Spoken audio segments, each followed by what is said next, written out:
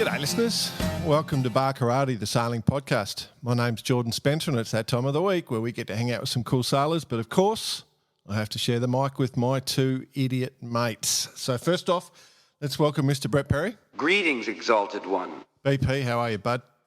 Evening world, wherever you may be. That's it really, that's all I've got today. Okay. You're so busy at the moment, it's hard Mate, I came home, I woke up today, and happy Mother's Day, by the way, to all Australian mothers. And New Zealand. New Zealand. Yeah. I woke up this morning and I took my lovely wife and my kids to a brunch. And about 3/4 of the way through it started happening. I started entering into this world of sleepdom and came home and crashed for the rest of the day. That was it. Oh, yeah. First day off in 6 weeks, but that's it. Right, all right. Well, let's bring in the other bloke. He had a voice that could make a wolverine purr. Mr. Nick Bice. Yeah, sorry, I almost fell asleep. Right then. Well, that's Okay, how it I goes. want to I feel as though you're a bit of our mother, Jordan. So I want to wish you a happy Mother's Day. Happy Mother's Day, Jordan. All the mothers You out there, idiot. and I will apologise for my elusiveness in the last few weeks. But I will have you know, actually on Friday, and I'm going to steal this from a text that was just sent around from the one Kaylin Howard, is on Friday we ran a golf day for Variety just to raise some funds with all our good mates, with Snowdy and Clarkey and a few others there. And, we're just back to being able to operate machinery, to tell you the honest truth. Rather large day, had by all a lot of money raised, and it took significant effort just to kind of get that over the line. So I've been cheating on you blokes a little bit. It's okay. on that. It's a modern But world. I'm back, gents. It's a modern world, Bicey, you know. It is. Fine. We're allowed to let you roll. Yeah. And what's our... I don't know what he's doing. I was just showing you the logo on the back of the T-shirt I'm wearing, which is my old university basketball club. We formed it in 1966, and the logo for the club is Drunken Formed it Dribblings. in 1966. You weren't even born. From memory. Not me, but I took over running it in 1972. something like How that. long until Anyway, you got the banned? gist How long was- until you got banned, actually? Well, he was 3 when he started. The gist was the slogan for the club these days is Drunken Dribbling since 66, which Good. it sounded I like that. That's it good. sounded like what you were talking about. It just seemed appropriate. I was wearing the right shirt. That's all. I was trying to show you. I didn't want to go down this conversation, but still we're there. Yeah. Cool. Well done. rock Good- and roll. Good on you for raising money for charity. Well done. Well done indeed. All right, shall we get into this? Yeah. We shall. Yeah. We shall. One of the great joys of doing bar karate is that we pretty much pick up the phone and we just decide what should we learn about this week, and it's not all just about the top Pathways. sailors. It's like trying to learn about everything. Like our whole goal of bar karate is to try and make sailing better, and so one of the big movers and shakers in the world of sailing, particularly offshore, is the RORC. And we reached out, or BP, through his amazing network of contacts, reached out. Massive. And we've got on to the racing manager of the RORC. So the man that basically puts on, can I just say RORC? And the man that is in charge for putting everything on, that all these amazing events that go on around the world. So welcome to the show, Chris Stone. Thank you, boys. Thank you. Very kind. Absolute pleasure. Kind of you to come on the show. Yeah. Not kind of us, kind of you. Yeah. No, that's okay. No. Righto, let's rock. Get into it. Okay, no problem. Okay. So, Chris, just tell us what your job is, mate. Yeah, look, as you kind of briefly said, I'm the race manager on a kind of day-to-day basis for RORC on the RORC. The race office is based in Cowes, and then I guess I kind of turned it on its head a little bit, and then when we get to big events, I act as the kind of race director for things like Fastnet, Caravan 600. So we kind of do everything kind of in terms of offshore, from creating events, new events, managing the existing ones and the domestic program, plus all the stuff that we do internationally, whether it be in parts of Europe or the Caravan. It's kind of pretty big and busy arrangement, to be honest. Do you just like when you do the race director role, obviously you've got to be over there. Do you just go, okay, I want to go to the Caribbean today? So is that kind of how it works? Yeah, I wish it was. Like, oh yeah, it would be awesome if it was like that.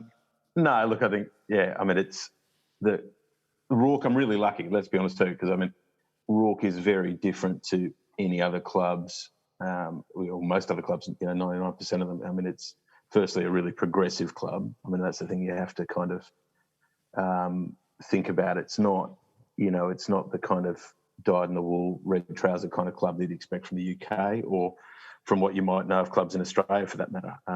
It is really progressive. To be on the board or in the main committee, as they call it, for RORC, you have to be an active sailor. So if you're not sailing, you don't get to be in the committee. That's the first thing.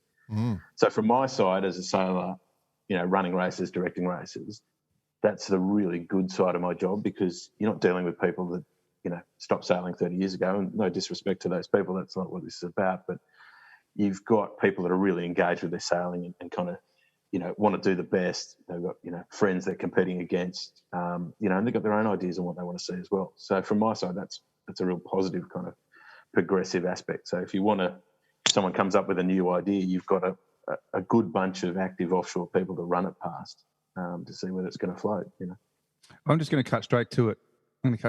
So what is... Is this in the run sheet? Hang on a second. It's a 0.2-A.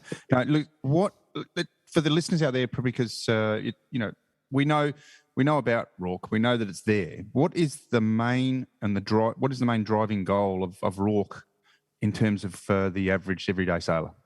Well, look, its mission from start to finish has always been around offshore sailing, progressing offshore sailing, whether that's from a 100-mile race through a 3,000-mile race.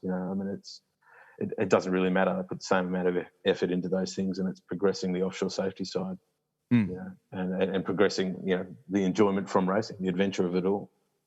And that goes right down the line to rating. Do you have a hand? Do you have a hand on rating much at all? No, look, we work really closely with the rating office. Dr. Jason Smithick at IRC and the rating office. They're obviously part of RORC, but they're a separate organisation. But we do work hand in hand. You look at things together. You're kind of sharing information about what we see. Where we've got problems. The talk we might hear from regattas or events. Always the same thing. Another TP52 winning. Jace, I'm sorry, I had a complaint. But that's the good part of that system as well. You get to, from the coalface of running races and dealing with competitors and big programs, you get to feed that back to the rating guys to say, you might want to have a look at this. So I think that's the positive side of RORC, really. I think that's another good kind of string to its bow. And then going back a step as well, you kind of think, most clubs, you think of just a bar and, a kind of membership. It's obviously got a good bar in London and down in Cowes, but it's also, in the kind of bigger side of it, when you get to something like Fastnet, you've got, 400 boats, 500 boats entering Fastnet. It's an event organisation as well. It's a big rolling circus for us. We don't think last time when we ran Fastnet last year and finishing in France for the first time, we had 45 staff, away for the event. So it's a big machine that kind of gets rolled out for these kind of things. Yeah. I was going to say, before, Chris, we get to how you actually got to where you are now. The last couple of years were pretty tough in COVID times and trying to take the right steps. But in saying that, like you say, that Fastnet that was just run, you finished in France, was super successful. Yeah, look, it was. I think most people would know that it was fairly political to get to that decision. You can't hide from that. That's it's a big step for the club, and that goes back to being progressive, as I said earlier. I don't think we would have got there if we weren't a progressive club in that way. But I think as a guide to let everyone know, you kind of you come up with some things you want to improve with an event, something like Fastnet, and for us it was about how we can get better engagement from the finish location. We tried obviously for a long time to get better engagement with Plymouth, the old finish, and they were trying their best. It's not easy for councils to come up with money or help that they can provide an event, especially something this size. So, it's a big ask, but then you kind of flip it over and turn it over and look at France and well, that's basically the offshore mecca of the world. Absolutely. For everything that I do, I mean, that is that sense a benchmark that you can't change, and it's hard to steer away from it. And the more you kind of get into it with the French as well, and you kind of get into the whole culture with sailing, around from Eric Taberley's day to where we are now, it's just so ingrained and so loved. I mean, there's from all parts of it, and I think. I think for us, you just couldn't look past that. So you have to make these kind of decisions. What's going to be best for the event going forward? How do we keep engaging people to come? How do you keep, with Brexit as well, we had how do you look at keeping the European guys engaged? You don't, it's hard to get them across the ditch once you've got an event that starts in the Salt and finishes in Plymouth, a lot of things that go into that decision, but it's with the support of a club and a committee when they're really, offshore minded and doing what's best, it becomes kind of an easy decision, really. So then, so that was a lucky thing and I guess the timing of COVID, going back to, I think Bryce's point was that, the timing of COVID in 2020, I mean, we literally just finished the Caribbean 600, and COVID had broken out, it was all going crazy. So we kind of flew back to the UK and then we were straight into lockdown. But for us, luckily, because the Fastnet is a biannual event, we didn't have Fastnet on the books until 2021.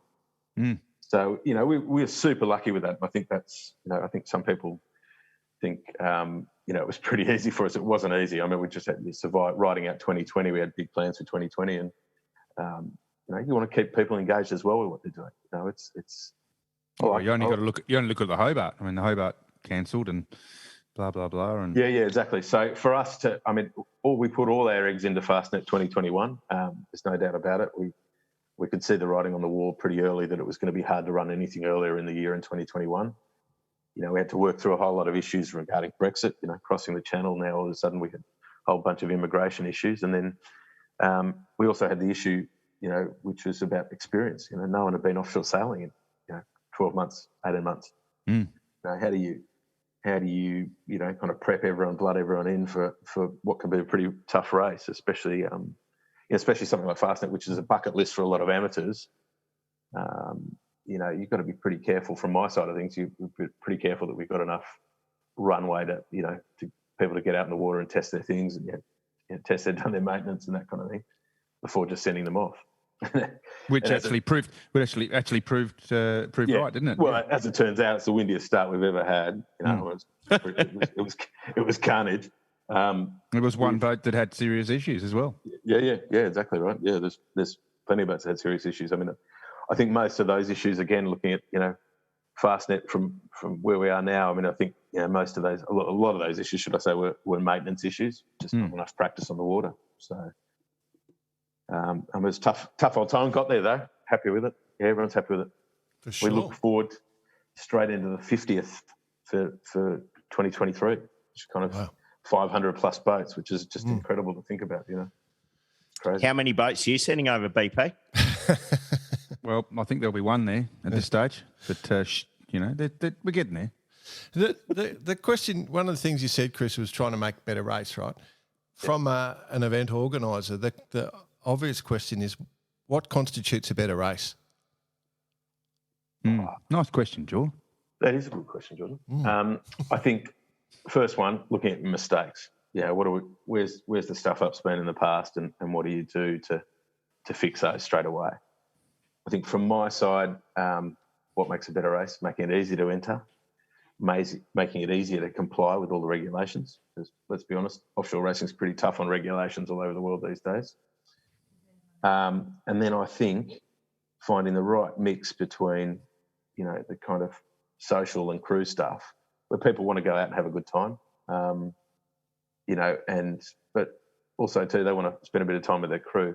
And you've got to think as well with offshore, a lot of the time we've got guys finishing at different times. We don't, it doesn't all happen in the same 6 hours. It's happening across 3 or 4 different days. So you've got to do a bit of that for everyone, make sure they're coming into warm food and a party. And I think that's, at the end of an event, that's the important part of it. What about number of competitors? Is that a sign of success? Like, do we want to try and just keep putting as many competitors out on the water as possible? Because I know we talk about it on the show a lot. We always want more people sailing, and that's the whole reason Bar Karate exists, to get more people sailing. And I suspect that's kind of what you do a little bit as well. You think like that. Yeah, definitely. Yeah. So is it more people sailing, like more boats? If 500 boats is going to be unreal, yeah? 500 boats is going to be pretty special. Yeah. Yeah. I mean, I think it's tough though. I mean, like, more boats, more people, there are a lot of safety concerns with all of that. It's a big exercise. It's a big exercise to get that done safely. There's no hiding that. Thank God for tracking and stuff like that. We'd be really in trouble if it wasn't for tracking. Well, I think that allows more people to enter, doesn't it? Well, it has, and it has rely from on us. that more. Yeah, it has from us, and we, our systems for that have got a lot better. We understand a lot more about what people are doing with their trackers or how they're behaving with their boats. And I think that's, we got used to working with, SAR and rescue organisations, and they understand the modern racing program, and we understand them. And I think that's a good mix for us. We come together in a more collaborative approach to make sure, that the Coast Guard in the UK, for example, are great. They love to think that people are enjoying offshore racing. So from our side, in a kind of collaborative approach, that's good. It's a good thing. You just mentioned you can sort of see from the trackers if someone's doing something erratic. You can keep an eye on them, and you'll be able to be in front of the game. If you look back to the the fast net where we had the issues in the 70s, that was never, it was never pre. You could never sort of see what was happening. I think now you can see a boat doing something. You can see boat speeds. You can see angles. You can see all sorts of things, right? Yeah, I mean, I think that's something we talk about quite a lot. I mean, obviously the first one, more than anything else, is forecasting is a lot better than it used to be. I mean, weather forecasting now is better than it was, especially back in the 70s. It's even better than it was in the 80s and 90s. But, the science is better. The means of communicating that to the fleet and race organisers is better. I mean, that's we now have that literally 30 seconds after it's released from a proper meteorologist in the Met office or the bomb office. So that's another thing for us that work. And then just general communications in terms of the internet, and being able to kind of thrust that across the course is a lot better. So that its own right kind of helps us, at least get a little bit further in making it that much safer than it was, say, from 79. Absolutely. It's super interesting, isn't it? Like, massive. I want to go down that pathway pretty big, like talk about the future and events and different classes and stuff. But I think just for a foundational element, I just need to ask a couple of questions. One is, what's your background? How did you get started in sailing? I think that's pretty critical. I know you've done a bit of one design racing. You've done quite a bit of one design racing and a bit of offshore. So obviously got an Aussie accent. So another Aussie changing the poms for the better. Yeah, maybe. Fighting the good fight. Yeah, I mean, look, I had very lucky enough to have a bit of a family background. My Uncle Mike was a very good skiff sailor and a good offshore sailor. He had some good mates with Richard Coxon and Robin Hawthorne back in the day. So that was kind of a good collective of people to guide you in the right way. My cousin Mel, who was Mike's daughter, she and I, should I say, we sailed together a lot, both inshore and offshore. My mum's family were the big sailors, and my mum, she wouldn't say it, she was a good sailor, but she is. But my dad kind of, I guess, was the non-sailor, but fell into it, and kind of created a good family love for it. So that's how I kind of got into it. And my mum's family were from Sydney and Double Bay Sailing Club and the Edwards, really, originally. Oh, so, nice. Yeah, so they're the old school guys from there. And then after great clubs. Yeah, then after that, I kind of mostly probably lasers, contenders. I did contenders for a while. Really mad for the kind of more serious inshore regatta stuff, and then offshore, just dribs and drabs and offshore stuff, which I really enjoyed. But I kind of had my heart set on a little stuff that was a little faster inside. But I enjoyed offshore. Yeah. It's always any offshore stuff I do, even now, I really enjoy it every time. I guess I'm probably a little bit more jaded now that I run big off-field races, but it's I still really enjoy it and have a real kind of passion for it. Any opportunity I get to go for a bigger yacht, I'll take it. So, yeah, I've got to say, just the first thing that jumped out to me about that, the word Uncle Mike.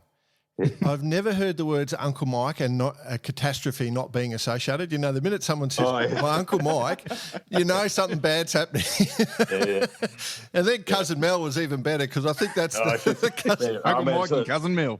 Let me tell you, I don't want to sail against them. Like, they're good to sail with you. They're bloody good. I can't, I've had a few catastrophes with my cousin. But, she's a really good sailor as well. I've kind of spent a lot of time sailing with her, and she's pretty handy. And I actually met, oddly enough, I met my wife sailing. My wife's a good sailor as well, and I was a pro on board doing nav on a Melgis 32, and she was sailing and part of the crew on board that. So, nice story. Hey? Yeah, something else. Well, the family. Here we go. I can see the link with the UK because they're always short of a few navigators. Every man and his dog's either a bowman or a navigator. The UK. This all took place in on the harbour. Yeah, predominantly. Yeah. Yep. And then, how do you fall from the full on the water side to, let's call it, admin side a little? It's not. Yeah. I know. Call it admin, sports term, admin for sure. Yeah. Sports admin. Yeah, that's it. How do you get to that? Well, look, God, long story. I ran a marina in the harbour for a while and was pretty bored of that. And I think at that time I knew Justine Kirchin at the CYC only through kind of dinghy sailing and around and Sean and stuff. And then she had a job advertised, went and did that, and one thing led to another, and then she kind of she and her partner had a baby, so she was out for a while, and I took over, and then one thing led to another. Where was that? That was at the CYC. Yeah, that's where I think I first met you, Pete. Yes, it was. I was just telling for the audience.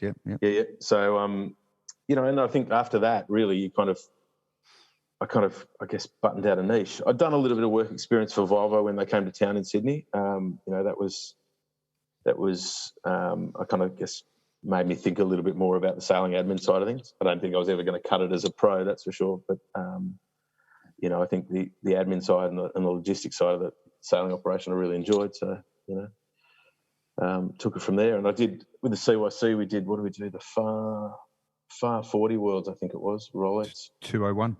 Yeah, 201 was it? Yeah, and that was great. And and I think I got an introduction to the whole kind of sponsor, with Rolex and stuff, and that was great as well. And then with Hobart, so that kind of joined a few fences for me overseas as well. And obviously worked with a bunch of sponsors like that before, so I kind of knew what to expect. And they're great supporters, especially like Rolex. You can't ask for more than that in sailing. It's amazing. So do you have much contact with them on a business sense? Do they? Oh, look, on an event sense, yeah, I do. Obviously we're kind of doing a lot together in terms of what we're putting out. With RORC, it's a little bit different as well. I think there's a bigger focus around media and kind of getting those super nice pictures and video in. We do really well at that, and we're really proud of that. So we kind of, we work with the Rolex guys to bring that home. It's definitely a bigger beast than obviously, say, Hobart is. It's massive now. It's in France as well. We obviously have huge reach and following. We, broadcasters start this time live on a national broadcaster in France, and it's incredible. That's massive, yeah. Yeah, so it's huge for us. It's with Rolex a little bit, with day to day and rolling out what we're getting it done. But like I said, they're amazing. They're a great sponsor and big help. I was going to ask you that they must be on the front foot with it. They must love it. They've been around for so long now. They must love it. Yeah, really, they do. And Lionel Schurz from Rolex, who I deal with, mostly he's just a lovely guy and been doing it a long time. And I actually, met him for the first time in Sydney when I was working at the CYC. So he's still doing it. Super engaged, loves his sailing. Absolutely, and good on your Rolex. Good on your Rolex, yeah. I was struggling for that word, and you called it sports admin. I was actually should have said, when did you decide to get into politics? Yeah, I wasn't going to say the word, Micey, but it was going to come up at some stage. You must be a very good politician. Yeah, I don't know. I think I've learned. I think time. When I did a stint at the CYC, I'd done a stint at the Alfreds as well and Royal Sydney. And then I've done obviously some contract work on some big events as well. You do become pretty good at the politics and work out. I mean, the biggest thing of these clubs and sort of some experience I've had, within these clubs is being that it's, there's an element of volunteers that are running the board, and you as a professional being paid. You're sort of governed by, even though you're a professional being paid to do what you're doing, you're governed by the volunteer board, which usually are the or let's not say let's get rid of that word. Let's say very successful businessmen and women. And they generally try and control the situation. I mean, how do you manage that? I mean, that must be massive. Yeah, look, you're right. I mean, it's tough sometimes to get that up. I think it's a slowly approach on most of it. I think I'm luckier with RORC, maybe more so than in the past. I think just because you've got so many guys that are actively engaged in that offshore side. Yeah. So I think you kind of, everyone knows what you're doing and you're heading to the right place. I think with the best of intentions, some clubs are trying to protect themselves and protect their members, failing to realise that sports admin and the staff are really probably the people you want to talk to and some of these things because they're doing it all the time. But I think you just do it a little bit. No one likes change. I mean, I don't like change. And I think, most people see some changes a bit, a little bit more cautious with change. So you kind of just got to take your time with it more than anything else. I think most clubs get to the right. That was probably a very diplomatic. I feel like you're right on the edge of something, and I know exactly what you're on the edge of. We're going to get there, Jordan. We're going to get there. Don't worry. Look, it's not easy. No, there's no right answer. Members. The other thing, and I say this to a lot of new staff who come and join or sailors and members of the club. We're messing with people's leisure time, right? I mean, most of the people we deal with, it's sailing's their leisure time, right? That's their free time. So you're messing with someone's free time. And I mean, if it's someone messing with my free time, I mean, I know how I'm going to react. So I think that's the kind of approach I take to it. You just want to say, okay, they're really passionate about it. It's their leisure time. It's their free time. Just got to make sure you respect that. And from there, it's a bit easier. RORC again's a little bit different because you've got so many pros and, you've got big programs and that kind of thing. In saying that, though, RORC, I'm just looking at the subscription fees. It's quite a very easy club to be a member of. It's not restricted from a huge membership fee, which a lot of clubs one of the cheapest clubs in the UK for sure. Yep. And I'm sure that probably is recognised on the books, the member numbers, right? Yeah, I think from memory we've got about a third that are overseas members, which is great. Mm-hmm. We've got a big contingent in Australia. We've got obviously the French as well. There's lots of and the US. I mean, huge contingent from overseas, and then you've got the local guys. And being a member of RORC, I mean, it's not a huge amount of money, but once you've done your 500 miles of ocean racing, and it doesn't have to be in a RORC event, but you can do it in Hobart or whatever it is. You qualified, you get to wear the tie. And I mean, guys are generally, really proud of wearing the tie, and for the girls, you know what I mean? Like, I think qualifying for RORC, you kind of hold it and you hold on to it for life. There's no doubt about it. I mean, that's one of the, again, a little bit different to most other clubs. You kind of, you earned the stripes, and you wear it with pride. 500 miles, is that the prerequisite? Yeah. Bicey, we're okay. Jordan, how are you going on that? Yeah, I'm fine. Don't you worry, you cheeky bastard. Don't worry about that. We should join, I reckon. When you get your insignia, Chris, can you just feel free to put it wherever you want? So can you put it on your knee pads, or got to be on the left tit, or how's it work? Vice, I think they only offer it on a tie, mate. Sorry. Well, you won't see. You're looking for a new piercing or a tattoo. Here comes bar karate, righto. Yeah. So it's not a tattoo. Yeah, not a tattoo. I can just imagine us rocking up at RORC in London. Where's your tie? No, we don't have a tie. Where is it? Here. Left bicep. I can think of some better spots. Yeah, don't worry. I've got the idea, mate. RORC undies. Yeah, oh, you're away. They're called pants in the UK. Just so you know. That's right. I guess we should, while you're there, because we really need to, for the listeners who aren't across RORC or the Royal Ocean Racing Club, the extent of what you do. But first off, I guess the question, what's the history of RORC? How did it start? Is there any interesting background? Well, yeah, there is, because this is 1925. The first ever Fastnet was the kind of the moment that the idea for the club was hatched. Right. So that's how it all started. Obviously a bunch of guys that did the Fastnet hatched the idea for an ocean racing club, and RORC is what we have after it.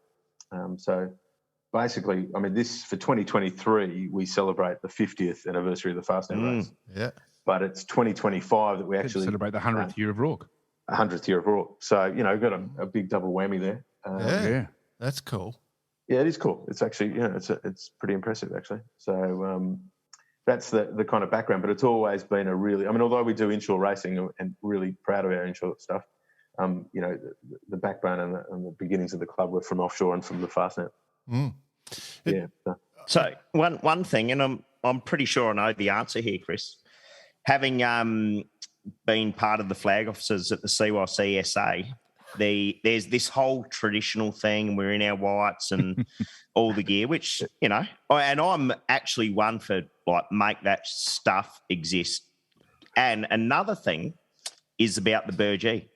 As a flag officer, we get to fly a special burgee. Yeah. But I'm guessing your members, the RORC ensign, that must be quite prominent throughout your members, or is it something that is kind of a bit forgotten about? No, the ensign. The seahorse on the back of a boat you see a lot of throughout the Solent, across the UK, and actually in France as well. You see it quite a bit, where people are pretty proud of that side of it. I think that goes everywhere with a boat. And I think we also have another saying that you say kind of RORC's a second favourite club of all of our members. They're always members of other clubs as well. Yeah. So, it's not just RORC, but they've got people split their time between offshore and other things. So completely fair enough. And we're at the right price point for that too. So I think the burgee. The Commodore, the Commodores and the flag officers have got their own flags. There's no whites though, Bicey. I must tell you. Actually when I went to a yacht club thing in Perth many years ago, I met when a guy became my mate, Hayden Swanson. He was the sailing manager at Royal Perth, and I didn't believe him. Whites only. I didn't believe him that they sailed in whites. Actually, I had to see photos. He took me to his office to show me photos. I didn't believe it. So, correct. Shout out to Hayden if he's out there. That's where whites only, but you're allowed to go bare feet in the bar. So, hey, who would have thought? Yeah, amazing. Whites only, Terry toweling. That's the way to rock. No, you don't even see that in the UK. So, That's crazy. On the membership side, where do you start and stop as far as juniors? Obviously, offshore is an emphasis here, but we all recognise the importance of the grassroots and juniors. How's that a link, or is it something that's prominent? Look, something we're trying to improve. I think, we've in the past in the UK, the kind of link with offshore and club membership has been a tough one. There's been the academy style of stuff that's happened in the past. Artemis Offshore Academy is obviously one of them. A bunch of really good guys that have come out of that, but that's no longer in existence. And the French obviously do it pretty well as well, in terms of that kind of offshore academy. But it's something RORC's trying to pick back up into and really kind of engage a little bit more.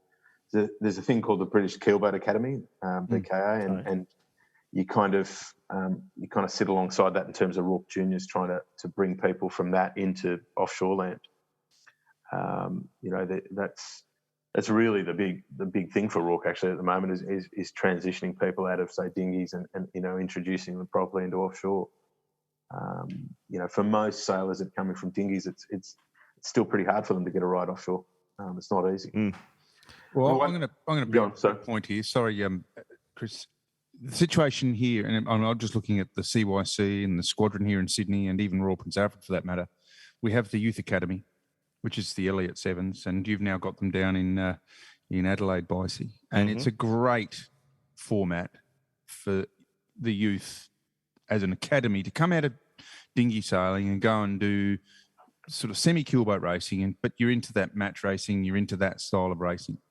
And one of the big things I've noticed over the last couple of years is, since I've been back in Sydney in particular, is the good guys, which are the, usually the helmsmen or the people making the decisions on the boat, end up on these professional boats. They end up doing stuff, and let's talk about that in the big terms. Tom Slingsby, Ben Lamb, all these guys that have come through Sydney that are, pretty high-profile sailors nowadays. But then there's the crew of these boats that have come through the academy, they've learnt the stuff, and they've gone off and they've gone, okay, what is there for me now? They probably haven't chased their Olympic sailing. They probably haven't chased anything else. They end up, dribbling down through the clubs and finding themselves in a position where they go and do some offshore sailing on whatever boats are in the clubs that they're involved in. The big question here is, what is the next idea, if you don't mind, on where these kids could go in terms of elevating them into some form of offshore academy? We discussed Artemis. We discuss, these courses in France. I mean, surely we can do something on a global level where these kids have got a pathway to go to choose if they want to go down the pathway of offshore sailing. Yeah, I reckon you should just buy a shitload of X2s. Okay, use them as the. Do we know anyone selling those? Yeah, look, I would say to you more recently, I think the big shift for young people is shorthanded. Now, I don't mean necessarily two-handed. What I mean is shorthanded.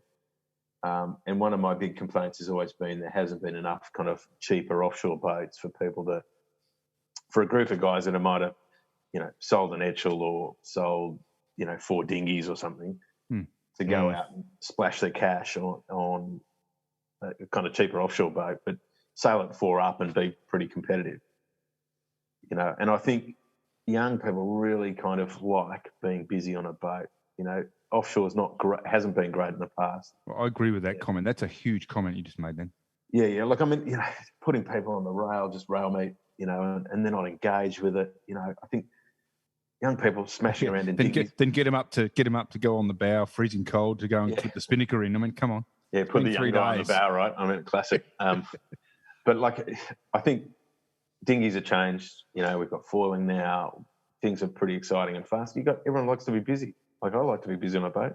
I want to be sitting on the rail doing nothing. And I think for young people, we really got to focus in on that a little bit. That offshore is not just about 10, 12 people racked up. It can be about shorthanded and 4 up and blasting down waves and having a good time. And I think for at least, and that feeds really well into obviously the two-handed conversation about where that heads to, say, in Europe, where there is a lot of focus on the academy side of things in short-handed sailing. And it's not solo sailing, but it's 2 up, 4 up kind of thing, where they're developing a bunch of skills and putting their eggs into that really more than anything else. And it's not a like you're talking about the Elliott 7. It's not a big jump. Going from an Elliott 7. It's not a big jump. That's my point. The point is you're going to have people that you're going to have the elite that are going to get invited to go sailing on everything from, let's go to the top, Sail GP to America's Cup to to be called out on Comanches and these types of boats. But then you're going to have those 3 or 4 crew on that boat that they sailed with these guys and girls, but they're now they're kind of in limbo, and that's what I'm trying to say. We don't want to lose those 3 or 4 guys and girls. I think there's just a point being an Elliott is a supplied boat by a yacht club, and it doesn't cost anyone to go yachting. Fair call. But the next step is $100,000 investment each, right? Yeah. Which is the barrier I feel is one of the biggest barriers we have. Yeah, I think that's especially which is where I feel the clubs have to sort of say, well, okay, let's create a stepping stone. I mean, that's the serious clubs. If they want to keep members involved in offshore sailing in particular, They have to make it available to these talented. Let's not forget that every one of those kids on those boats that are, in the academies, especially in Australia, and I'm only talking from Australia because of experience, they're talented kids, and they've got all the ability to do it. I mean, we've got to give them the opportunity somehow. So how does that happen? Don't know.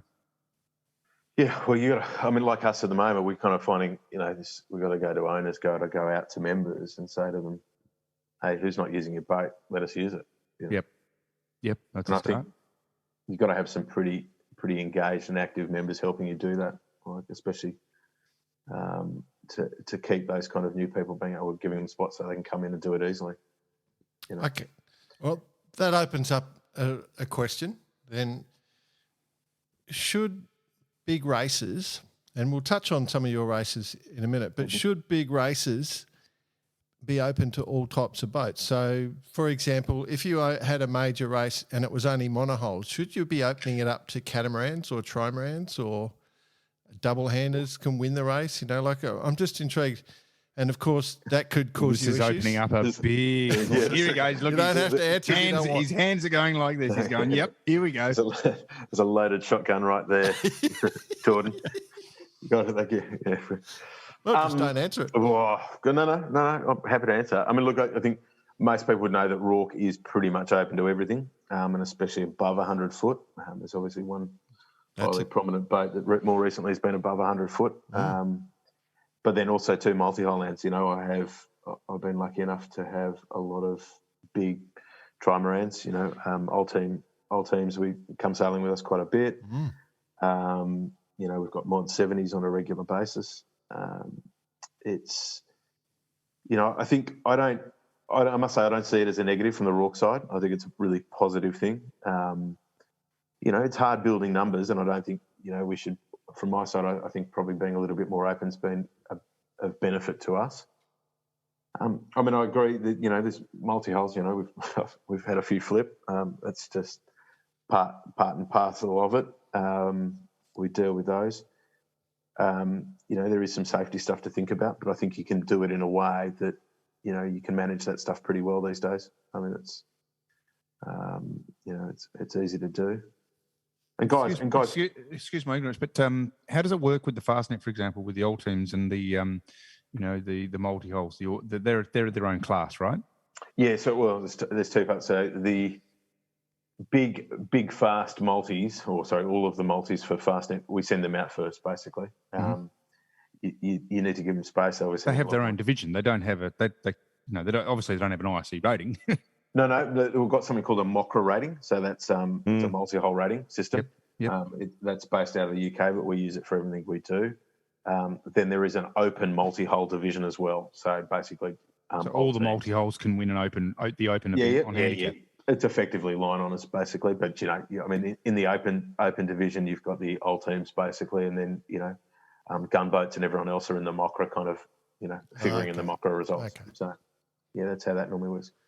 But it's not just. Also, too, I'll point out it's not just multi-hulls for us. It's we've got class 40s, which are huge kind of part of RORC. We've had a long history with class 40s, and we're really involved with the class association. The class president's a really good, proud RORC member, and his partner Miranda. And so we work with them all the time just to put on good racing for them and bring them to big events. Then we've also got the Amokas, and obviously for last year's Fastnet particularly, we had an amazing turnout for that. And again, we spent a lot of time, I spent a lot of time working with the associations on these to bring them on board and help have them compete. But they compete as classes as well. They're not in rating, they're not racing under IRC. Exactly. They put it in their point scores and we get the entries. So that's pretty amazing. Does their participation, all those different types of boats, make it for a better race? Yeah. Absolutely. Yeah. Great. There's no doubt in my mind about that. I mean, it's just every single aspect. I mean, I think you have a benchmark in terms of performance. I mean, you get to see them perform. Everyone else gets to see them perform, even if it's only on the tracker. I mean, it's just incredible. And then you've got the kind of circus that follows them as well. You've obviously got the French public that just think, they're the rock stars of France. as big as as popular as football players. So that side of it, and then you get the press that comes from that as well. Which is great for the event. You can't argue that. So more. Well, let's put it out there. I mean, we've just been through a situation with the Hobart with double-hander stuff. Let's put that aside until later. What's stopping an event like Sydney Hobart doing the same as the Fastnet and going, okay, let's invite the Amoccas, let's invite the the old teams, let's invite the Amoccas and have their own classes. What's stopping them? I don't think there's anything stopping them. I mean, I think obviously it's got to be a top-down approach, from the board. The board have really got to do that if they want to do that, and all the way down to the staff as well. You can't. It can't be just a small pocket of people. Could you imagine Boxing Day with 8 or 9 Amoccas and 10 old teams or 5 old teams, however many they are, 4 old teams, and just a myriad of boats. It's a big I mean, I'm throwing it out there here, but it would be awesome. Yeah, I mean, I think from my side, I'd like to see where. So I'm now the race director for Middle C, and I think I'd also like to kind of see, where we've got these big 600-mile events all joined together on similar classes. That'd be a nice place to be, because I think you can really work on participation with programs and campaigns. Yeah, you get people going to these hallmark events all together.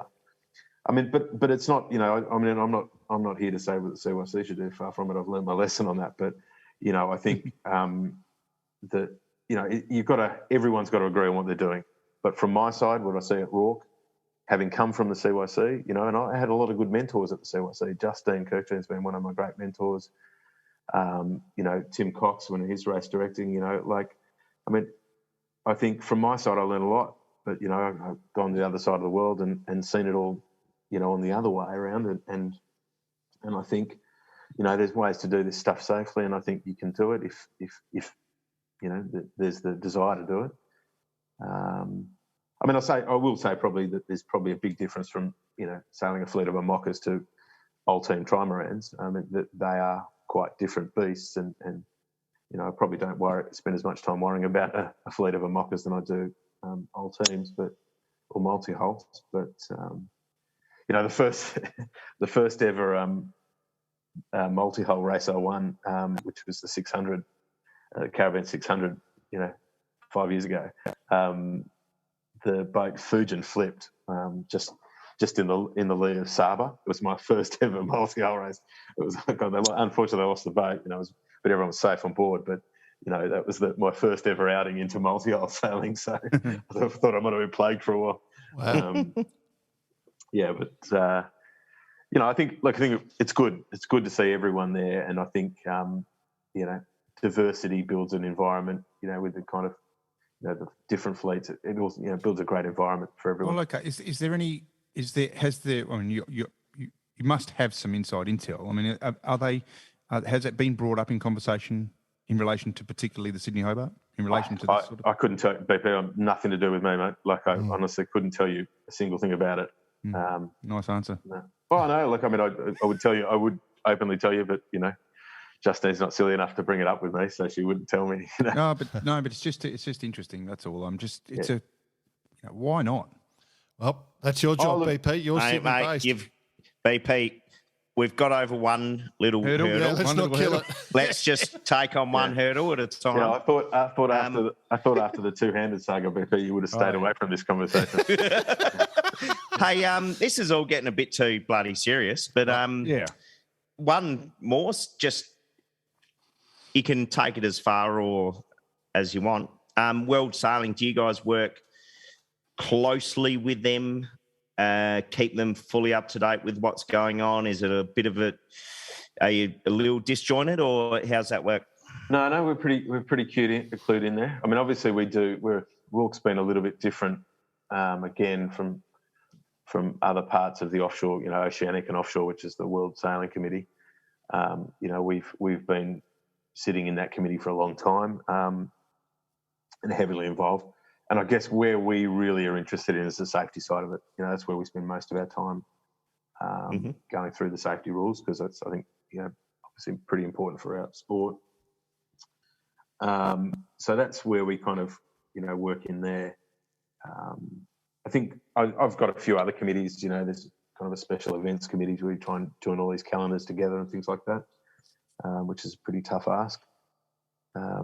But as a guide, we're pretty involved, and I think it's important to be involved at that level. Obviously we're pretty gutted after the change of decision about Marseille. I thought we had some big plans for two-handed, more than we were already doing. I mean, I think 2019 we had 106 two-handed entries for Fastnet. Mm-hmm. So we were already big numbers, but we really like the idea of Marseille being a two-handed event. Did Jordan tell you about his idea for Marseille? No. Oh, you haven't heard this Go, yet? Jordan. Go on, send it. So this is going straight to the top. With the start and the finish, is that what we're talking about? Yeah. Because the whole idea of the double-hander with the Olympics is, bit more TV ratings and give it something. But we wanted to create the most unique event possible, and we thought that the start of the double-handed race could be, the start gun is when the Olympic flame gets lit. Right, so as the flame gets lit, bang, you're off. Yep, you're off. That's it. And then the finish gun is as the flame is doused. So it's 2 weeks later, the only event that does the whole Olympics. You're competing the non-stop for the whole 10,000 miles or something. Exactly. Which would be laps of the Atlantic. Lots of laps of Marseille. Yeah, just rounding the mark in Marseille, and it's, where we're off to now? Oh, Ibiza. Awesome. We got around that. back up to Sardinia. Where are you going now? Oh, we'll shoot to Corsica. The interesting thing we have to sort of go to, though, like one of the things you must see, mate, is you must think about a lot, and I think we do as well, is where the future's going, right? So, the double-handed thing is a future discussion, and now it's come to life. We've lived the foiling thing, and we've seen the future of foiling. We know exactly where it's going to end up offshore. The things like electronic propulsion, that starts to come into mind. The more environmental boats, that sort of structure, the size of the boats, like, should you have limits on size? I'm intrigued what things sort of come across the front of your mind when it comes to the future. As in, where do you see us 5 years' time? You are a bit of a visionist. Oh, yeah, I don't Is that know. a word? Visionary. Visionary. Offshore, I think at the moment what we're seeing in offshore sailing is that we've got people really engaged in big events. Everyone's entering big events. Just mad for it right now. It's obviously a post-pandemic thing. But I think that's a good thing for big events, and I think hopefully they keep growing. I think we're planning on growing Fastnet 600, and I think people are getting pretty nostalgic as well. Like, I think oddly enough, that other than people asking me about Fastnet, the second biggest question is I always get across my desk is, when are you bringing back the Admiral's Cup? Oh yeah, and I was like, well, that'd be awesome. So well, we're looking at it. Like, I mean, we're not hiding that. We're double-handed. Yeah, don't know about that. But, sorry about that. PP, I love it. Yeah, well, one of the three classes double-handed. Yeah. No, all of them. Fuck. Yeah. So that wasn't in your media training, BP. Sorry. Go on. Keep going, mate. Sorry, mate. Look, I think so. Yeah, we're kind of happy to look at that stuff with the Admiral's Cup. We think there might be a time and a place for that again. So we kind of keep on looking at that. I'm personally a bit worried about the inshore stuff. I think I don't know. It's a bit wobbly at the moment, isn't it? I mean, it is, and it's a bit wobbly in the UK. Everyone's saying the same thing. I don't know whether people are saving themselves for bigger stuff or what it is. So I don't know about the inshore stuff. I think the big thing sorry to change tacky, but the thing that got me was the Fast 40. The Fast 40 was on a lovely tangent. It seemed to be going nicely. It was going good. And then Rand came along. Yeah, well, that's an unfortunate. Well, not unfortunate. It was an amazing play, Too true. I think Fast 40s. I'm not, terribly. We did run some Fast 40 racing. I'm not terribly involved in that, but I think one of the things that you quickly realise with the Fast 40s is that they were just phenomenal IRC races. Not even against themselves, but against other IRC boats, right? Yes. And they probably didn't do enough of that. I think in IRC land, my personal opinion on the matter is that, a boat's got to have 9 lives, and, it can't just be a one-trick pony. Versatility. Yeah, versatility for sure. So I think, but, the flip side of that with the Fast 40 is an example. You've got Eno finished second in Fastnet last year, just tricked out. There's still a bunch of really good boats that are available. Yeah, they're amazing boats if you're willing to put the time and the money into putting something together. I mean, a wet boat, obviously, for an offshore boat, but, they're really competitive. So, I mean, I think, the class itself might have, gone its own way, or they're doing different things, but I mean, they're still around. They're still at the front end of IRC and still really competitive. But it's an example of a class that sort of almost self-destructed. Yeah, pretty quickly. Yeah, that'd be fair to say. But then you've got the TP52s going strong. But let's say you've got and Bicey, you can come in on here. Is you've got the you've got the Super League, or the Super Series. None of those boats can do a Hobart. That's without work. But you've got a bunch of TP52s that are just absolutely unbeatable on IRC. Yeah. Oh, we've had a few cracks at losing a couple. Only to another TP52. Pack 52. Pack 52. Sorry, yeah. Yeah, it's still pretty popular. No, absolutely. Look at how we did, a pretty important and popular boat for the 600, I think they do remarkably well.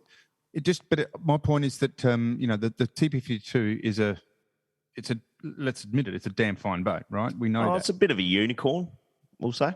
Unicorn, that's the word for it. We'll use that word. In the sense that they've been around for a bloody long time. Absolutely. They still rate extremely well. Yeah. And they'll probably continue to win races for the coming years, for sure. Absolutely. Yeah. Until that design we came up with, Bicey, gets on the water, then we're good. Grab yourself a bit of A4 piece of paper. Fix it at the end. Hey, listen.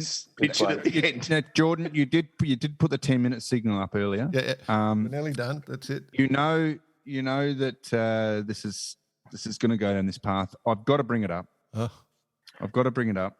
Double-handed, Sydney to Hobart. Can we talk about that for 3 or 4 minutes, please? No one cares, BP. No, I do care. It's done. I know BP. You're allowed to do it. Yeah. Happy days. It's done. We're allowed to do it. So can you just let's talk about it internationally, and obviously it's a huge thing now for Australia to have this opportunity, but it's a massive step forward. Yeah. I mean, it is a really positive step. It's good for numbers for Hobart, from what my side of thinking. I think, like I said the other day, we had 2019, we had 106 two-handed entries.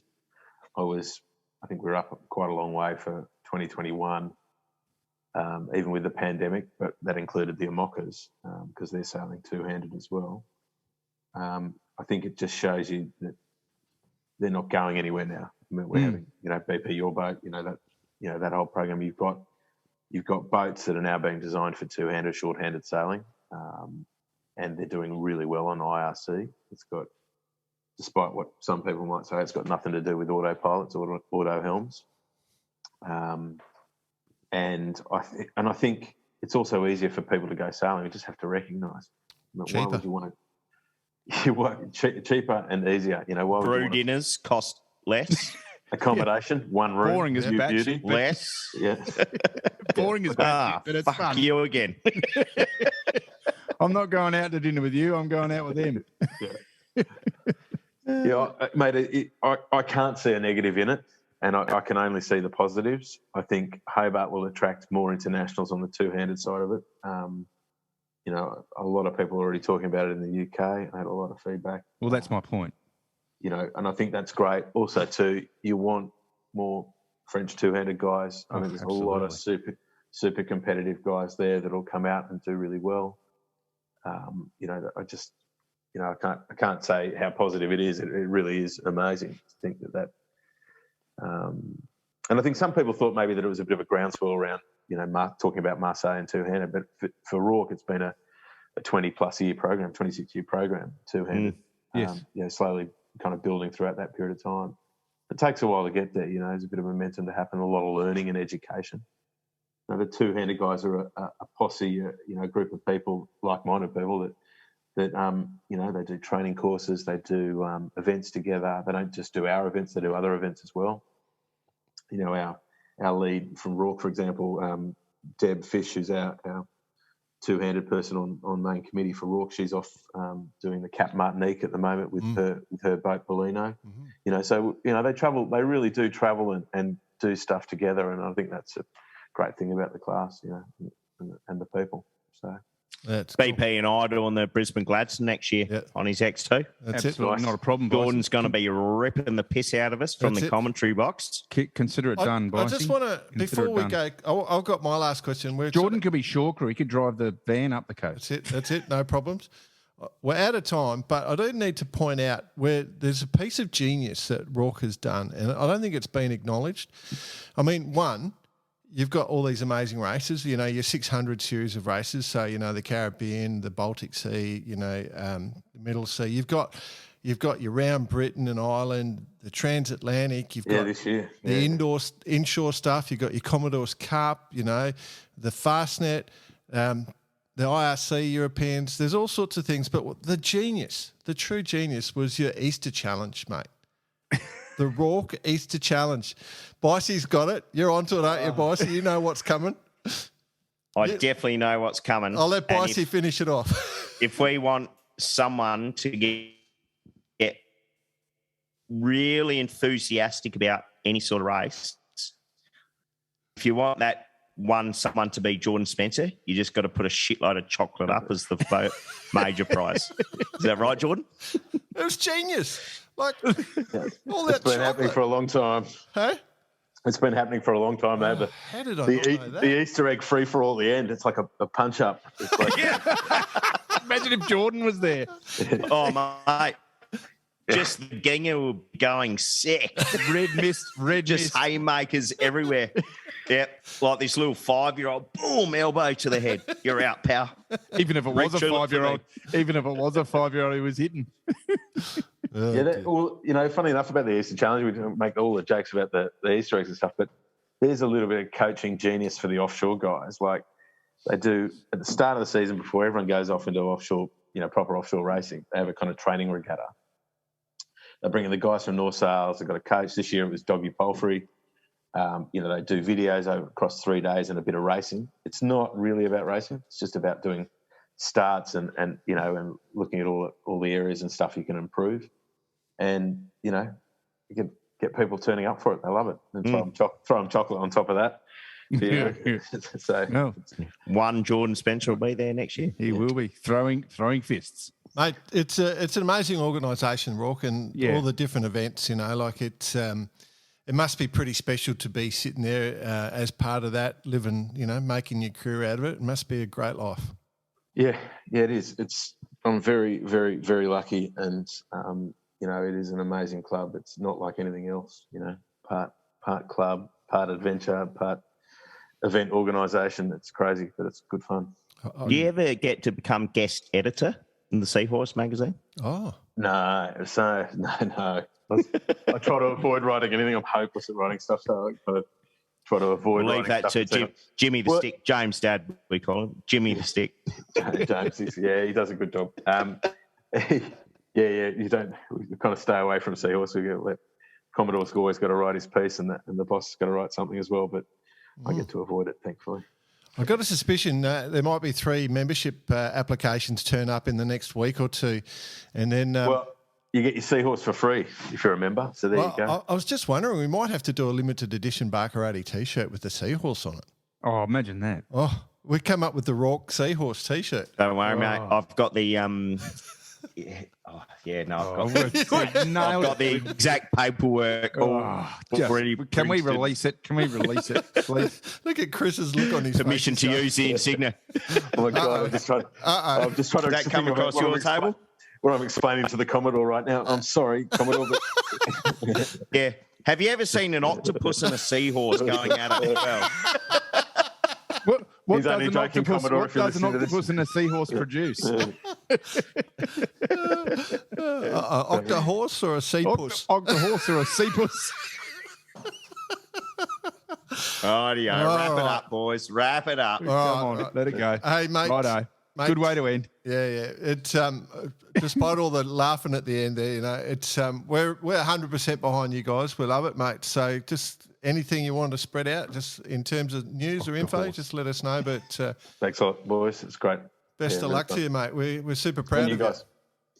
Love the Baccarati. Thank you. Cheers, mate. Good on you, Chris. Thanks, mate. Thanks, Chris. Cheers.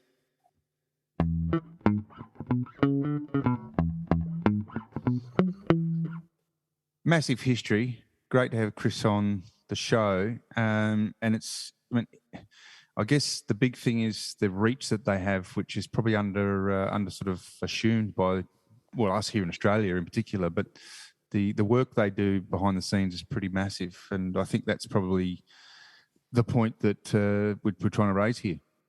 Yep. Imagine, what was he saying? 45 staff 45 staff at one event. were there at the finish in France. Yeah, massive. I mean, Huge. imagine Big just year. the logistics of it all. I mean, Bossy and Jordan, you've both been there with the Volvo and how big it is. I wonder, like, what the biggest change was. Was it at the end serving roast beef in the UK, or serving cheese, or serving frog legs in France?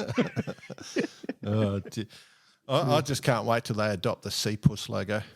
Oh no, the Octohorse is my one. I want the Octohorse. We'll put it up. I was thinking I about want someone the to draw an Octohorse. Hey, listeners, can you send an Octohorse in, please, for me? Oh, dear. No, but seriously speaking, I think that they do a great job, and it's got heaps of tradition. There's so many questions we didn't get to ask, though. I know, That's because what it's- frustrated Oh, me. you wankers were so serious all the time. Well, why didn't you butt We in and be need- not serious? Why didn't you butt in and be not serious? I would have. Maybe we'll get him on again another time, or we can get him. Yeah, to that's some what of we the say other all the time. stuff. Yeah. No, it was We'll good. go live from By RORC club rooms in London. Oh, now you're talking. That's it. We'll do that.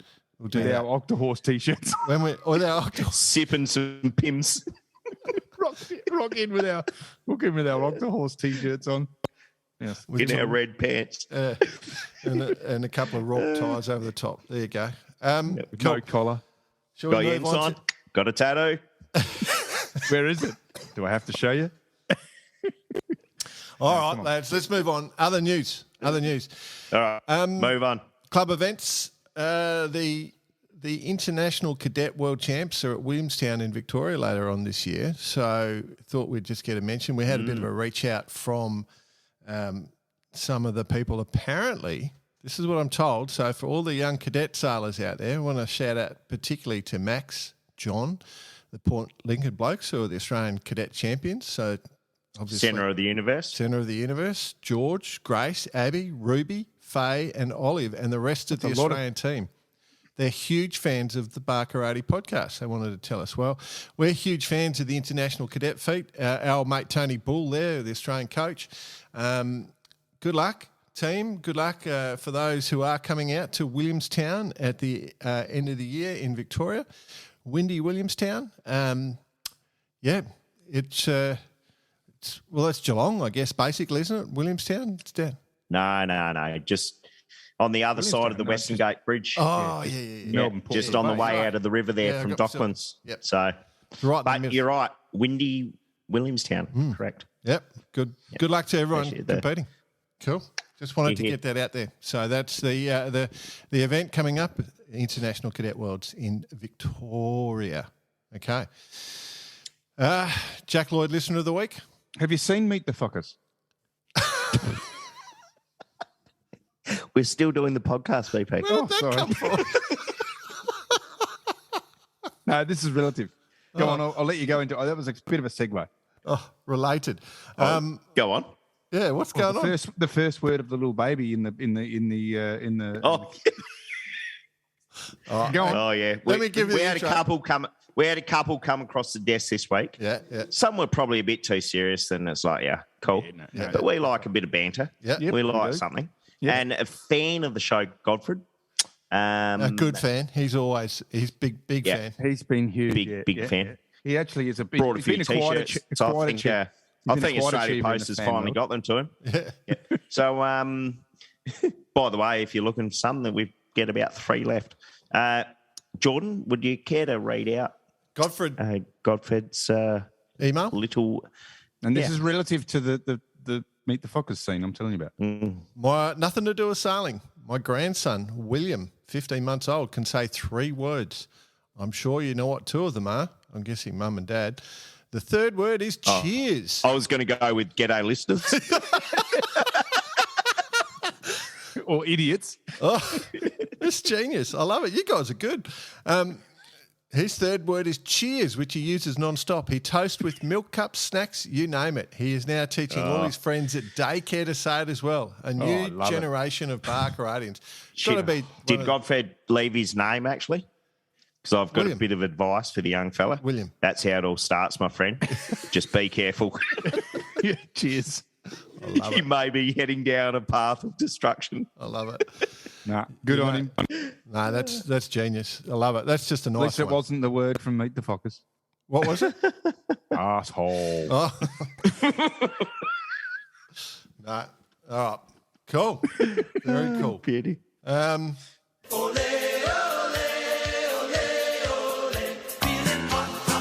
It's Feel 'em hot off. Feel 'em time off. with Bice. By the way, shout out to Harry Fisher, who gives that little voice over there, who was our auctioneer on Friday. Nice The work, great Harry Harry. Fisher. Nailed it. Yeah. Like the guy who talk- wanted to be did a he real talk really estate agent fast? who's not a real estate agent. Oh, yeah, absolutely. Yeah, it's bloody good. Gents, how long have we been doing this show? 3 years? Yep. More than 3 And years now. just think where we were. Let's just call it a round figure, 3 years, on where falling was 3 years ago to where falling is now. Right. Like it is. We've grown with it. We've grown as Literally fast as it. So I've got 3 quick things to mention here in the falling world, and I just want some of your reaction. Mm-hmm. So, this excuse is the good. translation here. The first one, the Goya de Bermudez 1000, Yep. which the IMOCA 60s do a bit of racing in. It's like an array of different sailing events, one of which is the speed trials, which they do. Offshore breeze, flat water, just go smoking along, going fast. Did you catch the footage of this?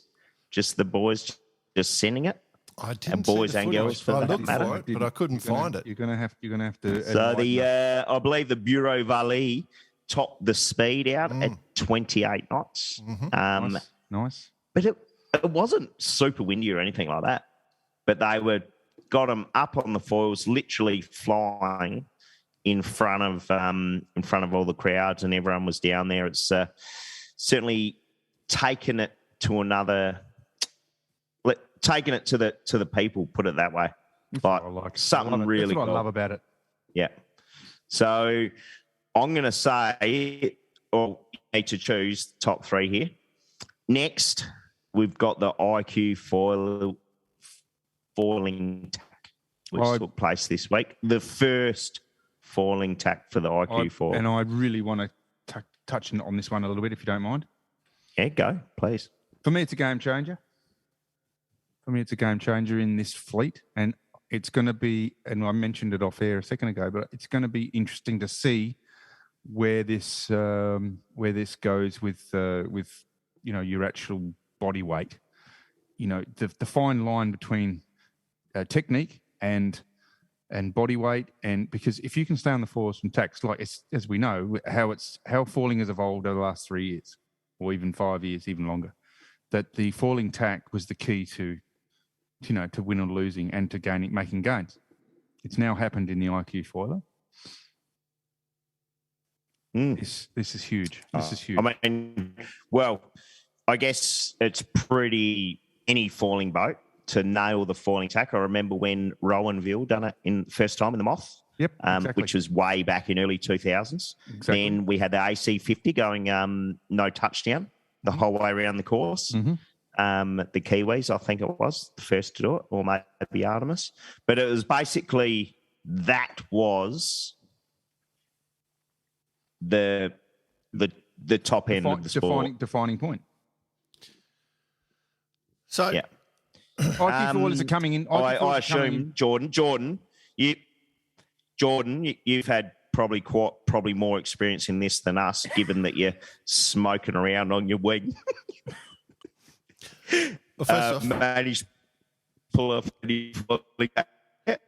first off, Harry Joyner, young 15-year-old Australian. Harry Joyner, yes. Yep, was 15. Let's. He must be all of 48 kilos. If that. So BP's onto a point there that the little fella, he's tiny. He looks tiny on the board, so it probably helped.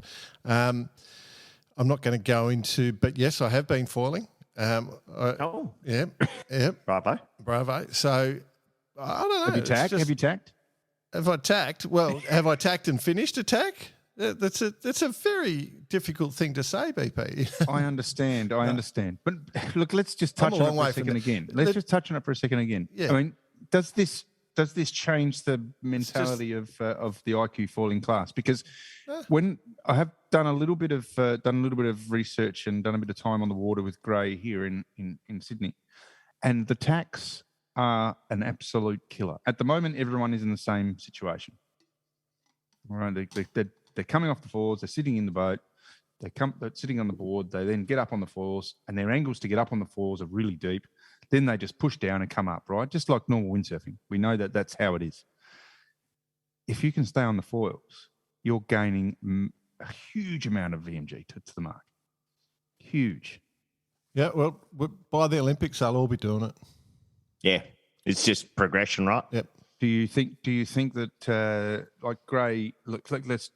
Gray, for instance, Gray Morris is probably our at the moment representing Australia at the moment. He's over there as well.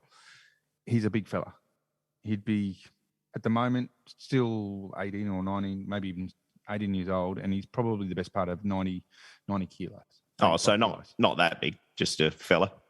Just that. He's just Well, he's aspiring. He's aspiring to be one of us. Yeah. Go on. All right. No, look. But he's not tacking. He can't tack. Jeez. Here's my point. Not even normal tack. No, he can tack, but it's off the foils, and it's go round the mast, do the usual shit, then bear away, pump like bastard, and get up on the foil, and off you go again. That's the point. So what you're trying to say is this going to revolutionise the picks for between lightweight and heavyweight for these? These guys? Agreed. Yes. Yeah. Yes. That's my point. No. Interesting to You watch. don't care, do you, Jordan? No. I mean, it'll be a skill that everyone will develop, and it'll be back to big guys. But physics speaking, you can't keep these foils up on the keep them flying at that weight at this stage. Yep, it'll be a technique that'll be developed, I'm certain. And even so, once you're underway, like the weight allows you to generate more power, and the skill set is being able to keep driving that foil at faster and faster One speeds. thing that's really interesting when you look at the tack, you look at what he does, it's really cool. Like when you look closely at the tack, you look at his back foot and you push, and when he's going into the tack, he's pushing really hard on his back foot and pushing the windward rail down hard. And it's the timing which he crosses over to the other side of the board, which is the key. But it's a big call for a bloke that's more than 48 kilos. We'll find out. All right, moving on to the next sport. Yeah. Copy that. Move on. Third big foiling story this week. Yep. Flying Nicker. Yep. Love it. Come out of the mill stable. Built by, I may have this wrong, King Marine. Yep. Is that right? It is, correct. Valencia, in Spain. Like, this is the trickle down that we've seen from the Cup. Yep. It is a design by no one who was actually involved in the Cup, so to speak. So this is real trickle down. It looks bloody exciting. I'm looking forward to seeing it on the water. Any key comments? If not, my question to you, which out of those three is the number one foiling discussion this week? Well, that I mean, you're exactly right. It's basically an ocean racing version of the America's Cup boat, and how hard is it to be? Is it going to be to sail? Is the thing that's the one I'm interested in. Am I excited? Shit, yeah! I can't wait to see this sort of stuff. I don't even know. I don't even know how it's going to go on the race course, but more power to the people involved. Good on them. It's the future. Can't wait to see how it plays out. Well, as we said, the Barcarad is 3 years old, and we've watched the foiling go since then to this level, and it's just continuing. It's cool.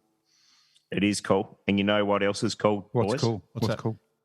Is how everyone wants to go as fast as possible. Yeah, We've got 3, 2 on the water, 1 on the land, and check it out, Planet Sail. Just go and watch Matt and his video that he's done. He's done a bit of a synopsis of the 3 current projects, which include the SP80, the Sirocco, and, of course, the Kiwis are trying to do the land speed record, which I believe they might even have a crack in SA on the Salt Flats. At Lake Eyre. Yeah. No, on the not Lake Eyre, Lake Gardner. Oh, okay. Yeah, You could might go and get the Land Rover bogged over there. Oh, there we go. dig it up right in front of them. Right. They could just do it. I could just see the picture of the Team New Zealand flying past at 100 kilometres an hour, and you in the background digging up some dirt from the shovel. They could just do it. Just quickly, we'll talk about the like on land. It's limitless, right? How fast this is going to go is going to. I think this will blow our mind. But on the water, current record sits at 65 knots. Yeah. Vestas rocket, sail rocket. We're looking close to 80 with these projects. It's all about reducing drag, isn't it? That's all it is. That's all it is at the moment. Like reducing drag and stopping cavitation. That's basically the issue. It's control versus drag at the moment. So good on them for giving it a go. I think the key to it is the next key is morph. I like morphing. Morphing's the key. Morphing.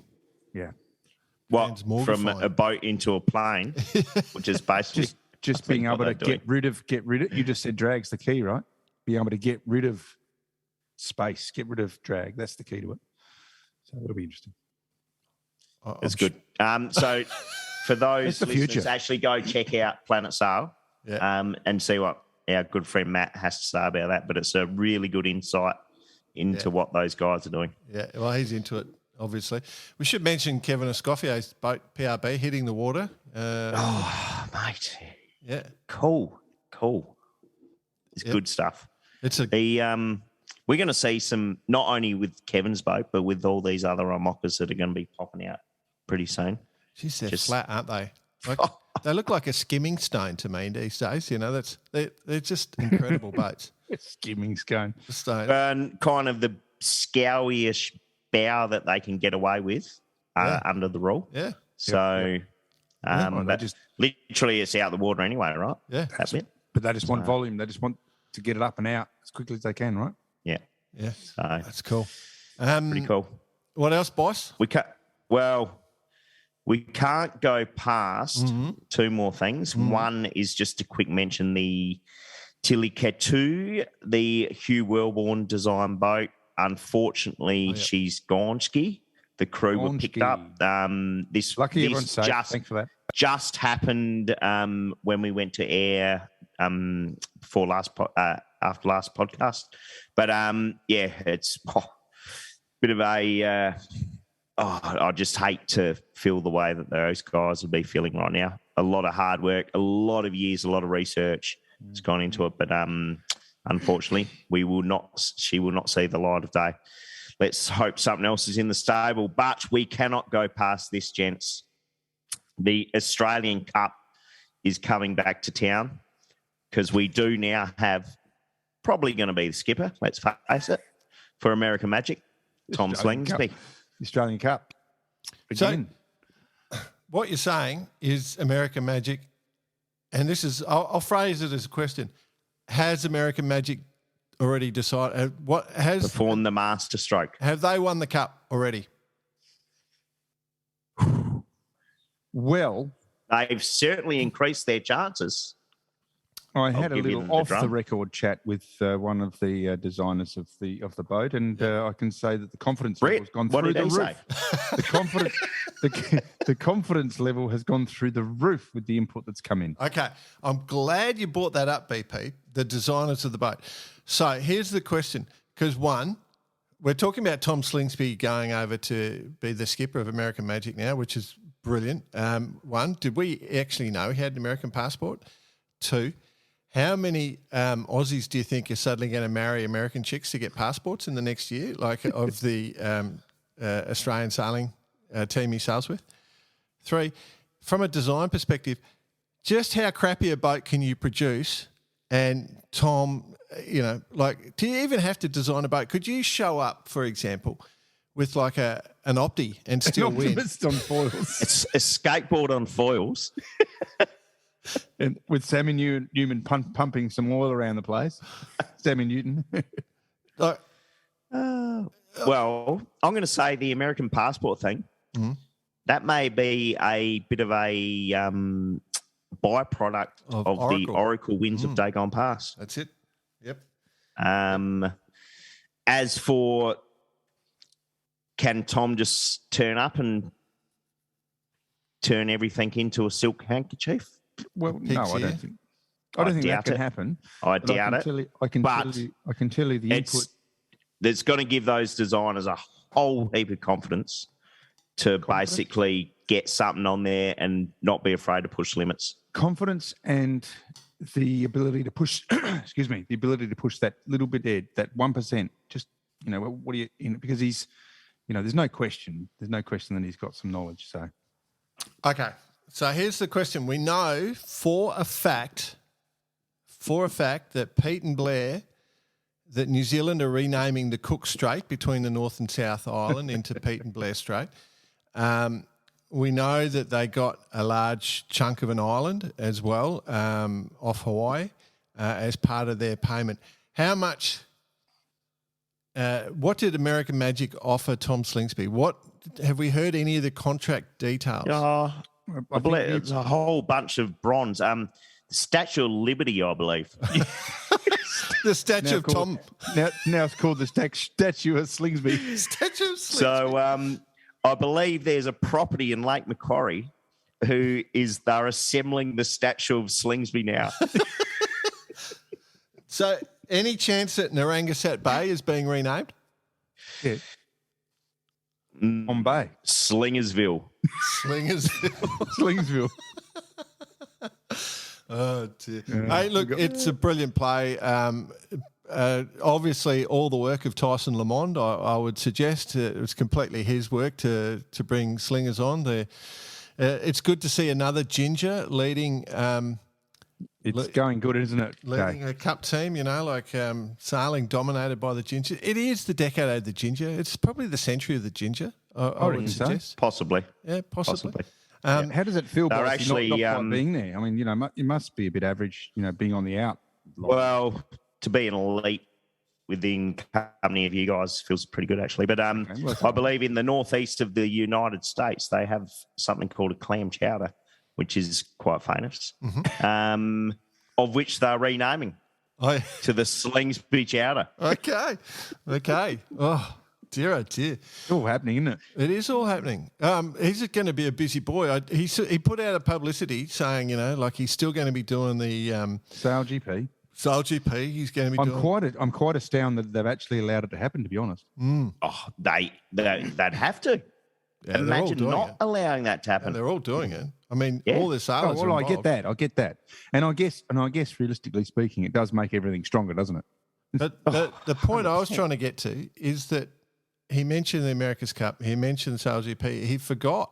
He's completely forgotten. I'm concerned about the Ginga Challenge. He's part of the Ginga Challenge, and I'm concerned that he hasn't. I think what we should do. I'll give him a call tomorrow, actually, and we'll have a chat to him about it. Okay. And we'll get him on next week, okay? Well, I don't think you'll get him next week, BP, because Sail GP in Bermuda. I forgot about that. Maybe 2 weeks' time. Release, reissue. 2 weeks' time. Yeah, because my phone's pinging non-stop at the moment. So GP in Bermuda is going. There's all sorts of stuff going. So I think that's kind of us, isn't it? Like, yeah, that's us. I'm done. But Move congratulations, Tom. Good to see you. well mate. done. We're happy for you, bud. And best of luck to all the competitors, SailGP. And as you said, Bossy, the foiling. It's the foiling. And by the way, I don't get to go out on the wing dinger much, but I must admit, I actually am foiling. It's not often. I'm a master of crashing, but I've done a full blast across the course. You got a jibe yet? Oh, not even close, BP. But it depends. If you I'm consider not having a go. I'm just asking. if you consider jibing, flying along, launching up in the air, crashing, turning the board around, and launching back and going again the other way, yes, I've mastered jibing. That's fine. Perfect. You've gone the other way. It's called a vertical jibe. Righto. There's a deep learning curve. Before it gets any worse, move on. Get the guitar out. Yeah. All right, boys, another good one. Look forward to chatting Chris to you Stone. next week. Thanks, RORC. Chris. Let's move on. Right. Cheers.